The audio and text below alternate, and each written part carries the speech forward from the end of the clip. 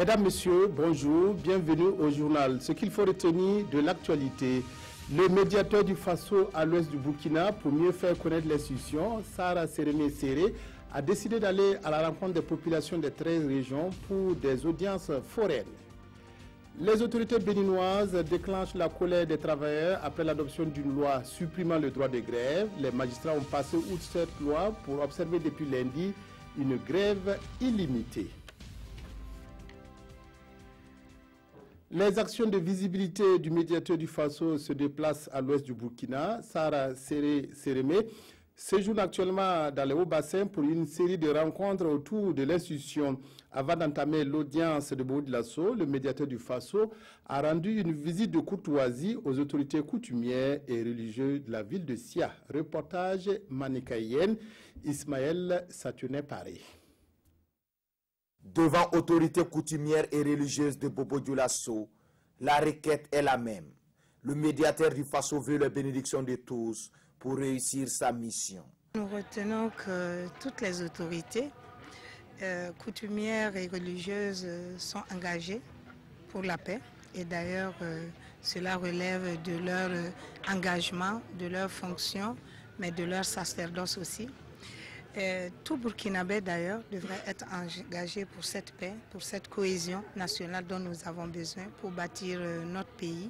Conscient des réalités sociales au Burkina Faso, allant de la fronde sociale à l'incivisme, en passant par les dossiers pendants devant la justice, le défenseur des citoyens mesure l'ampleur de la tâche. Le grand défi, c'est surtout aider les populations à défendre leurs droits.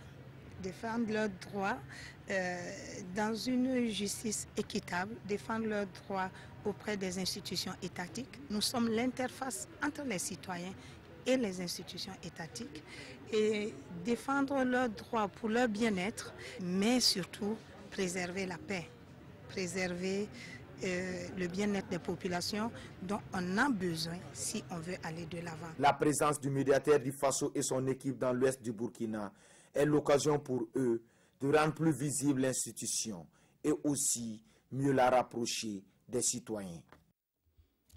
Des parlementaires burkinabés invités à s'informer sur les recommandations du Comité des Nations Unies pour l'élimination de toutes les formes de discrimination à l'égard des femmes CDF. Un atelier de formation et de plaidoyer se tient à Ouagadougou sur la mise en œuvre des observations finales du comité.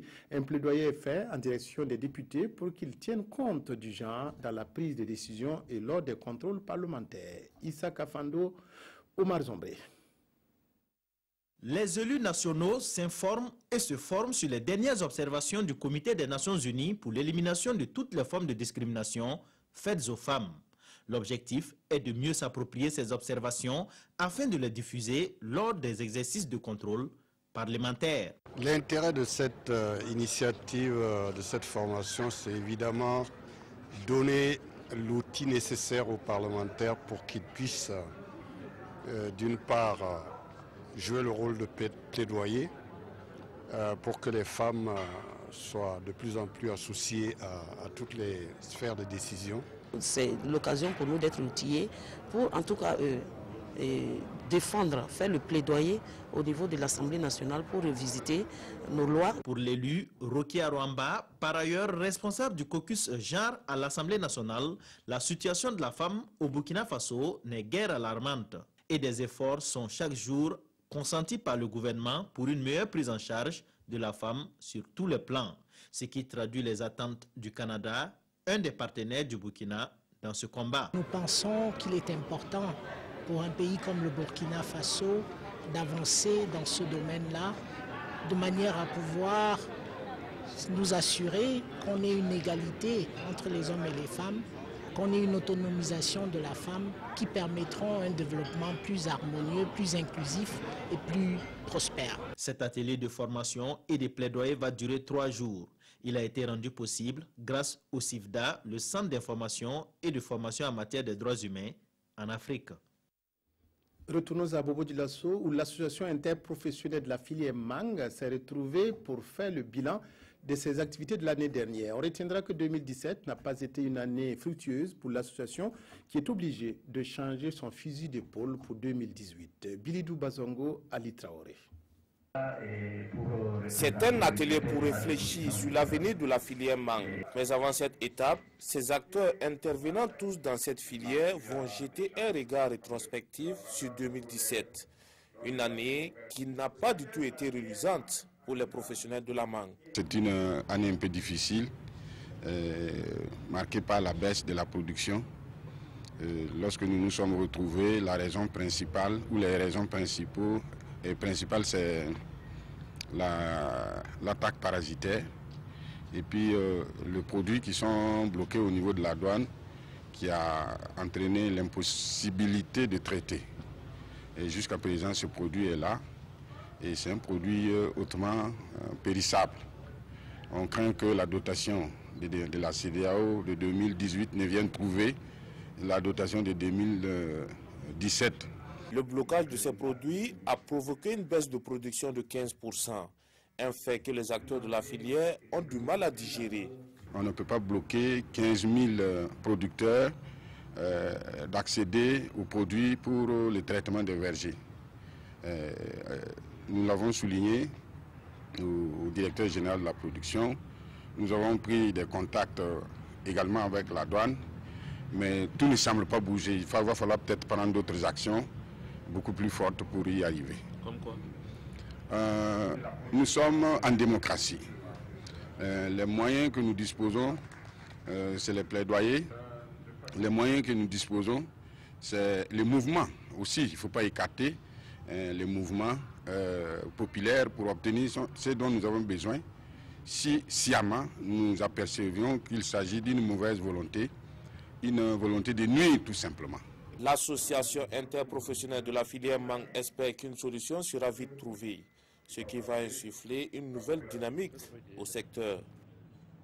Dans le Sahel, aucun blocage pour les activités agricoles dans le lac Iga, situé dans le Yaga. Il couvre une superficie de 300 hectares. Sa capacité est de 4 500 000 m3 d'eau par an. Le lac Iga fait partie des 19 sites classés zone humide au Burkina. Pour découvrir ses potentialités, difficultés et perspectives, voyons ce reportage signé Ama Faisal Sissé et Sekou Zongo.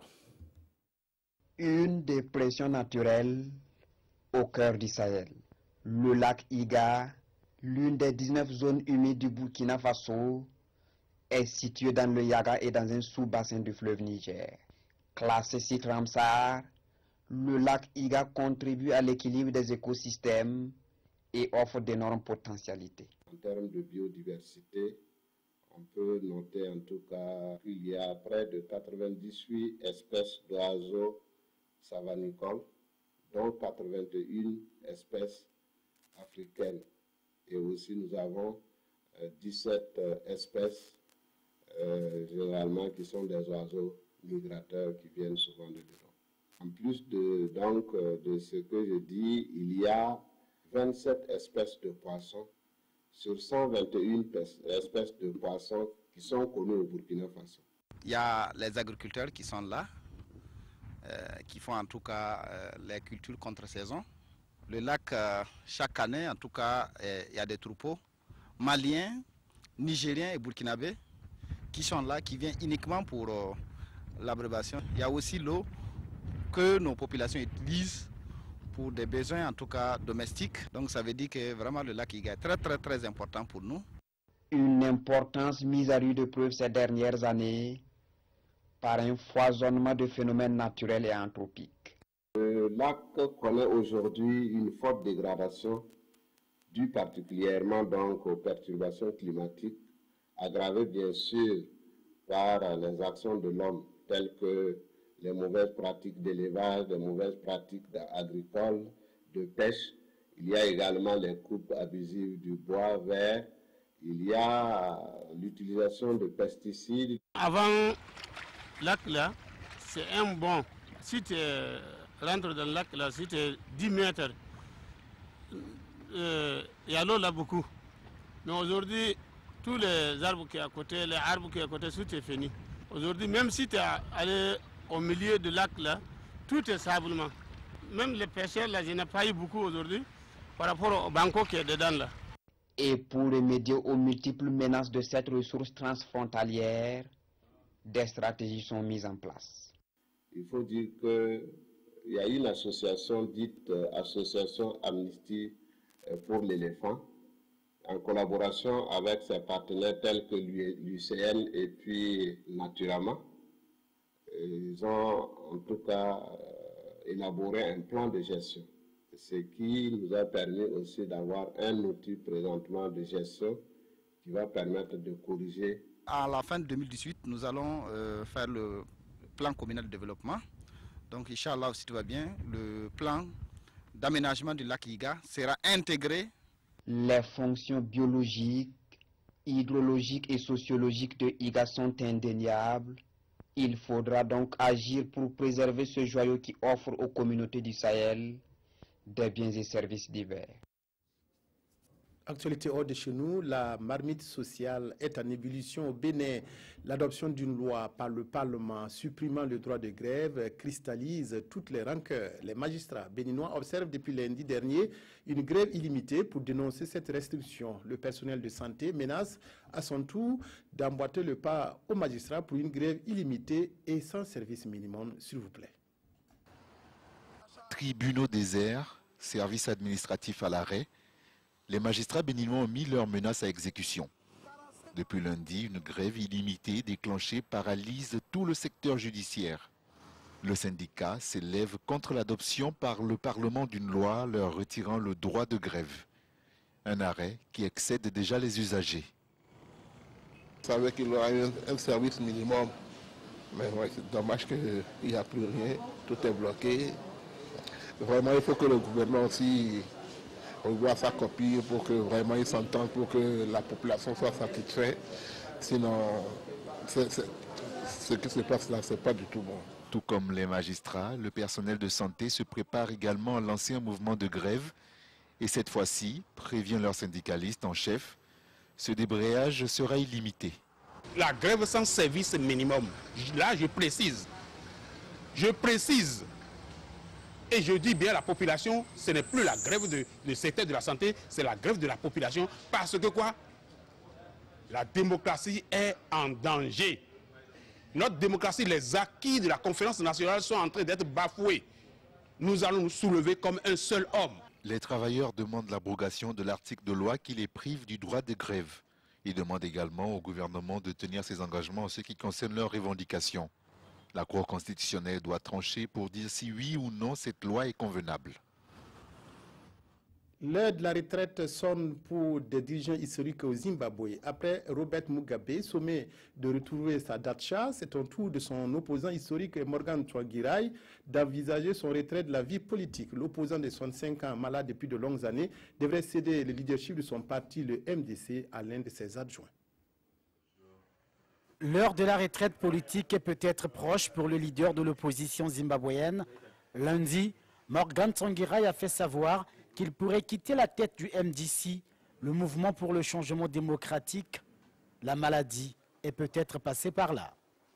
Tsvangirai, 65 ans et atteint d'un cancer du côlon, pense en effet que le temps de la nouvelle génération approche à grands pas. Le Zimbabwe organisera des élections générales cette année. Reste à savoir donc si le MDC ira à ses consultations sans son chef historique qui en 2008 avait fait la course en tête au premier tour de la présidentielle face à l'ex-président Robert Mugabe avant de renoncer à se présenter au second tour. Nelson Chamisa, 39 ans, un des 3 vice-présidents du MDC, est bien parti pour prendre la succession de celui qui a été le premier ministre de Mugabe en 2013. Tsvangirai quittera la scène politique sans nul doute, la mort dans l'âme, et pour cause, il n'aura pas atteint son but ultime, celui de présider aux destinées de son pays.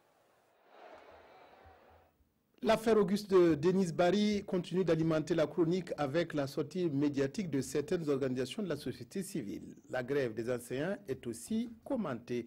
La revue de presse est signée Vincent Tiendrebego. Grève des enseignants, mieux vaut une année blanche qu'une vie blanche, peut-on lire à la une de l'Observateur Palga. Une affirmation du secrétaire général du Sinater qui résume toute la détermination du personnel de l'éducation dans le bras de fer engagé avec le gouvernement.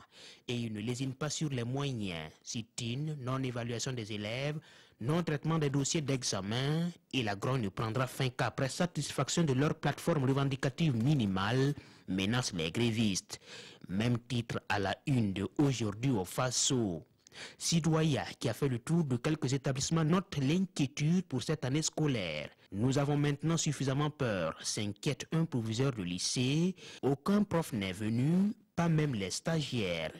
Du côté des élèves, on redoute une année blanche. Ils sont en grève et nos enfants sont à la maison, écrit l'Express du Faso. Difficile pour le journal de prendre parti, mais pense que le gouvernement et le syndicat doivent accepter se parler franchement. Et s'il le faut, couper la poire en deux en attendant février pour la relecture du système général de rémunération des agents de l'État. Affaire Auguste Denis Barry, des OAC réclament une commission d'enquête indépendante, écrit le journal Le Pays. En effet, des OAC défendant les droits de l'homme, dans un communiqué, condamnent toute atteinte à la sûreté de l'État, mais disent insister sur la nécessité que les présumés auteurs soient poursuivis sur la base de procédures d'enquête préliminaires et d'instructions judiciaires impartiales, justes et indépendantes. Ces OAC se montrent préoccupés par la dénonciation et la stigmatisation de certaines personnes sur les réseaux sociaux, portant ainsi atteinte à leur intégrité morale. Tant qu'une personne n'a pas été interpellée par la justice, elle est considérée comme innocente, affirment les signataires de ce communiqué. C'est tout pour cette édition. Merci de l'avoir suivi. Excellent après-midi en compagnie de la RTB.